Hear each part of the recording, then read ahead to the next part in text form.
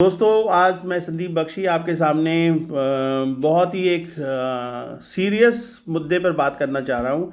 ख़ास करके जो पंजाबी हेल्पर्स है कहती है कि हमें अच्छा ट्रीटमेंट नहीं मिला, हमारा एम्प्लॉयर अच्छा नहीं है। अभी मैंने हाल फिलहाल में 4 या 5 एम्प्लॉयर्स की जो है देखी है सिचुएशन। मैंने महसूस किया कि एम्प्लॉयर बहुत अच्छा था, राइट, और लड़की ने बाद में ये कबूल भी किया।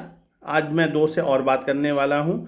तो मैंने महसूस करा कि उन 4 केसेस में से जो 3 केसेस में बातचीत हुई, बाद में दूध का दूध पानी का पानी हो गया। पता चला कि उन तीनों केसेस में लड़की जो एम्प्लॉयर पर इल्ज़ाम लगा रही है, अपने हस्बैंड को या अपने घर वालों को बोल रही है मेरे को अच्छा ट्रीटमेंट नहीं मिल रहा है, जबकि वहाँ पर उसको बादाम दिया जा रहा है, उसको दही अलग से उसके लिए मंगवाया जा रहा है, उसको 1 किलो दही हर 2 दिन में 1 लीटर दूध दिया जा रहा है अलग से। क्यों बीच में वो बीमार हो गई थी। उन्होंने $700-800 उस पर ट्रीटमेंट में भी खर्चा करा। ठीक है, उसको हर महीने शैम्पू की अलग से बॉटल दी जाती है, उसको तेल अलग से दिया जा रहा है। उन्होंने कहा कि नहीं, जब हम खाते पीते अच्छे घरों से हैं, हमारे पास पैसे की कोई कमी नहीं है, तो हम लड़की में क्यों कमी रखें।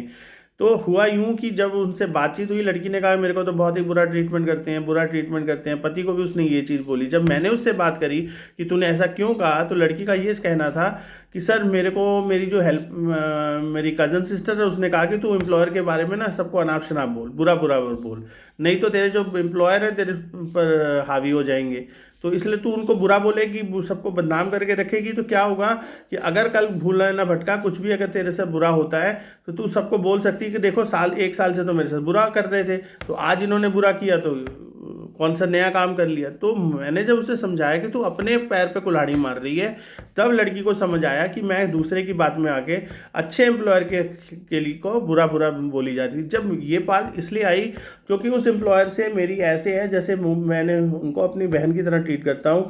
मैं उनके घर 3-4 दफ़ा जा चुका हूँ, मुझे पता था एम्प्लॉयर बहुत अच्छा है, ठीक है। और वो दिल्ली के लोग हैं, भले सिंगापुर में रह रहे हैं, तो मैंने उनका दिल्ली का भी घर बार देखा है, कितना खुला पैसा, मतलब घी ऐसे आता है उनके घर में, बादाम ऐसे आते हैं जैसे हम पानी मंगवाते हों, उस तरीके से। हमारे घर में मान लो अगर हम 1 या 2 लीटर घी देगा, तो उनके घर में 4-4 5-5 लीटर घी हमेशा पड़ा रहा है। बादाम के पैकेटों के पैकेट पड़ रहे हैं, हेल्पर्स भी खाती रही है। तो उसने हेल्पर ने भी खुद कहा कि सर मैं आधा किलो बादाम तो हर महीने खा जाती हूँ, ठीक है, क्योंकि मैडम ने कभी परहेज नहीं करी। तो फिर मैंने कहा कि तुमने बदनाम क्यों किया मैडम को, झूठ झूठ अपने पति के सामने, अपनी सहेलियों के आगे।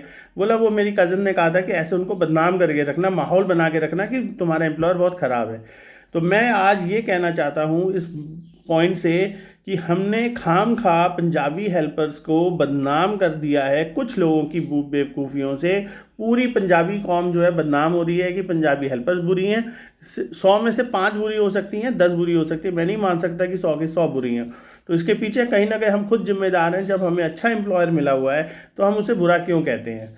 हम अपने अंदर देखें कि हम गुरुद्वारे में जाके सेवा भाव करते हैं, वहाँ कोई हजारपति भी, लखपति, करोड़पति सब बैठकर रोटी बना रहा होता है, सब वो दाल बांट रहा होता है, उसमें वो भेदभाव नहीं कर रहे होते। तो थोड़ी सी जब हम आर्थिक तंगी से बाहर निकलकर एक अच्छी सोसाइटी में आते हैं, एक अच्छे परिवार का हिस्सा बन के काम कर रहे हैं, तो हमारे अंदर ये लालच की भावना क्यों आ जाती है कि हम छुप के दूध पी लें, हम छुप के बादाम कर लें, ठीक है, बच्चे की कटोरी में तो डाला ही नहीं। एक बहुत बड़ी और जो मैं प्रॉब्लम डिस्कस करना चाहता हूँ कि मैं ये देख रहा हूँ कि कई लोगों के बच्चे जैसे थे वैसे ही हैं, पतले हैं। मेरे अभी घर हो के गए हैं, मैं नाम नहीं लेना चाहता, आए थे, मेरे रिलेटिव मिलके गए सिंगापुर से, मैं 1-2 के घर गया। तो जब मैंने महसूस किया कि लड़की हेल्पर ने अपनी कटोरी में तो 2 चम्मच घी डाल दिया और बच्चे की कटोरी में घी नहीं डाला, तो मैंने पूछा इसकी कटोरी में घी क्यों नहीं है। नहीं, वो बच्चे को घी का शायद हजम खराब हो जाती है, उसकी तबीयत खराब होती है। तो मैंने उसकी माँ से पूछा, तो माँ कहने लगी नहीं, हमने तो बच्चे के घी में डालने की बोला है, कि अब बच्चा घी नहीं खाएगा तो कब घी खाएगा।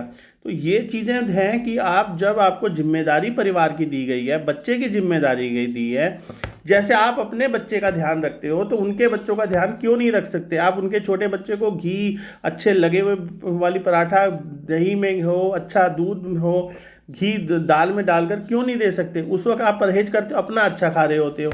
जब आपको अपने प्लेट में, थाली में खाना अच्छा चाहिए, तो उनकी बच्चे की थाली में आप कैसे कर सकते हो। याद रहो, वाहेगुरु ऊपर देख रहा होता है, हमारी हर गलतियों का हमें यहीं पे निदान मिलता है, वो हमें यहीं भुगतना पड़ता है। तो ऐसी कोई गलती ना करें जिससे वाहेगुरु हमारे ऊपर जो है नाराज़ हो। तो आप अगर अपने वाहिगुरु को सच्चा प्यार करते हो, अपने भगवान से सच्चा प्यार करते हो, तो इंसान से सच्चा प्यार करना सीखें। अगर आपके अंदर सेवा भाव नहीं है तो मेरी हाथ जोड़ के रिक्वेस्ट है कि आप सिंगापुर आने की सोचें ना, और अगर काम कर रहे हो तो फ़ौरन वापस चले जाएं, किसी और लड़की को दे दो जो जिसको पैसे की ज़रूरत है।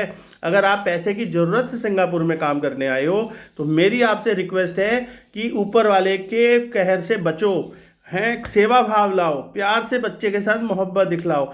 आपकी निंदा, चुगलियाँ, ये खुसर फुसर करना, चुगलियाँ लगाना, मेरा एम्प्लॉयर बुरा है, ये बुरा है, इससे किसी का फ़ायदा नहीं होना। सिर्फ और सिर्फ आप अपना नुकसान कर रहे हो और दूसरे और आने वाली जो हेल्पर्स हैं उनका भी नुकसान कर रहे हो।